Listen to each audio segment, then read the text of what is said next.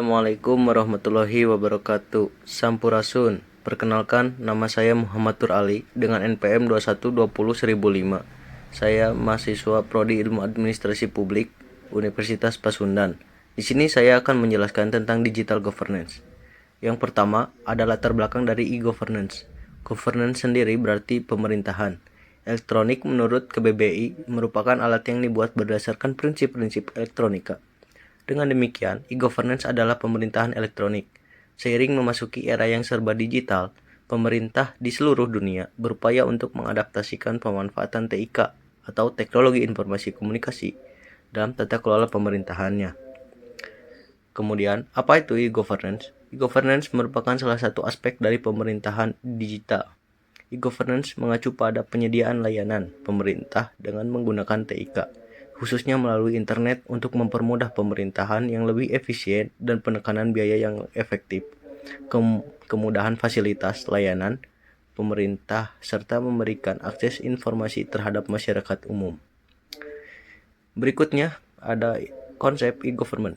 Government atau pemerintah merupakan sektor publik yang mempunyai tugas utama menyelenggarakan pemerintahan, yaitu melaksanakan proses pembuatan kebijakan, perumusan dan pelaksanaan kebijakan publik, serta menyelenggarakan pelayanan publik. Sehingga konsep governance kemudian mengintegrasikannya dengan penggunaan ICTS atau Information Communication Technology, sehingga menghasilkan framework e-governance yang komprehensif.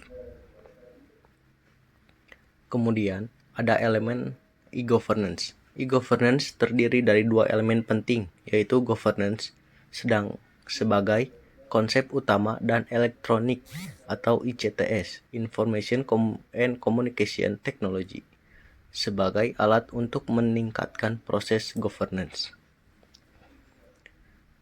Berikutnya ada manfaat menurut Al Gore dan Tony Blair. Yang pertama, memperbaiki kinerja suatu pelayanan pemerintah kepada stakeholdernya. Yang kedua, meningkatkan transparansi, kontrol, dan akuntabilitas. Yang ketiga, mengurangi biaya administrasi, relasi, dan interaksi. Yang keempat, memberikan peluang untuk mendapatkan sumber-sumber penghasilan baru. Yang kelima, menciptakan suatu lingkungan masyarakat yang up to date. Keenam, memberdayakan masyarakat dan pihak-pihak lain yang ikut andil dalam pembuatan kebijakan publik secara merata dan demokratis. Selanjutnya ada unsur-unsur penerapan e-government menurut Wahab. Meliputi yang pertama, adanya program yang dilaksanakan. Yang kedua, adanya kelompok target. Yang ketiga, adanya pelaksanaan.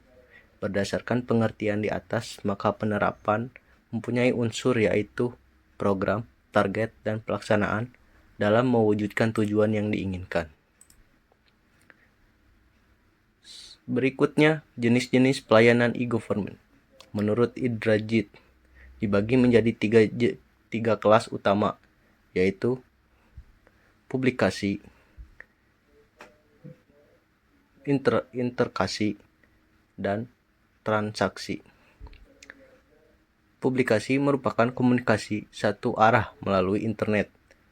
Kalau interkasi, adanya interaksi oleh pemerintah dengan mereka yang berkepentingan. Kalau transaksi, interaksi dua arah yang di dalamnya terdapat transaksi yang berhubungan dengan uang dari satu pihak lainnya. Kemudian ada pelayanan publik di era digital.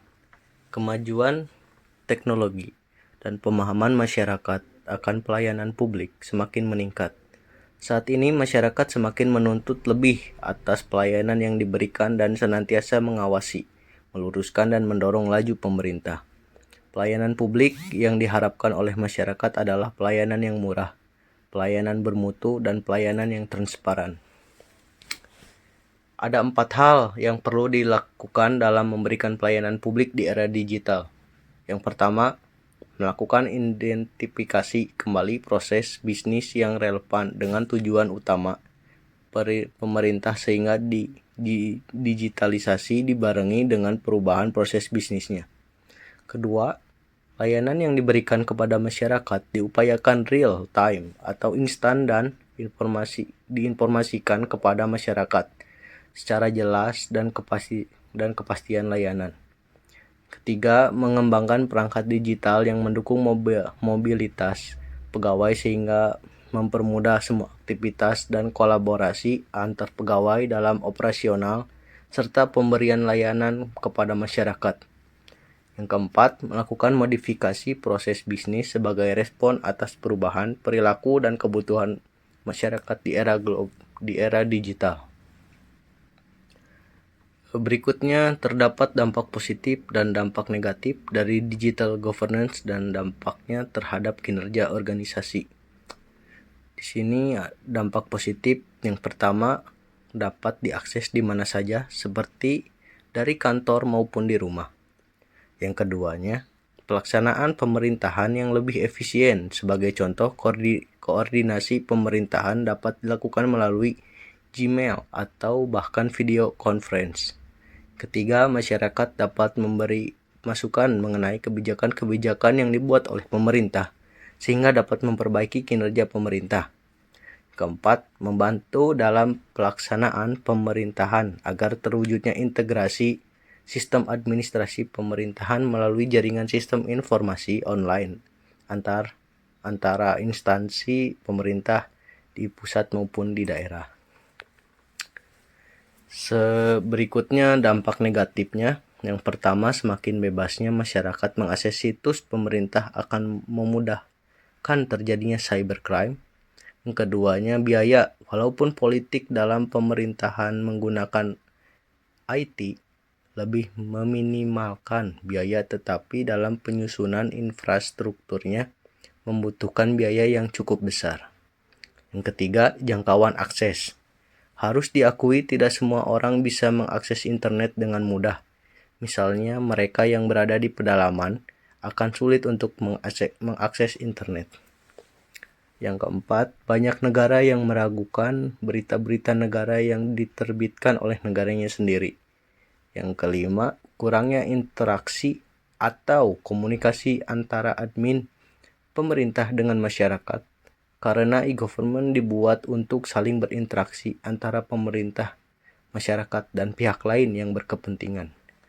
Lalu yang terakhir, ada pelayanan yang diberikan situs pemerintah belum ditunjang oleh sistem manajemen dan proses kerja yang efektif karena kesiapan peraturan, prosedur, dan keterbatasan SDM atau sumber daya manusia sangat membatasi penetrasi komputerisasi dalam sistem pemerintah. Mungkin cukup sekian yang bisa saya sampaikan. Apabila ada kesalahan atau kekurangan, mohon maaf. Terima kasih. Wassalamualaikum warahmatullahi wabarakatuh.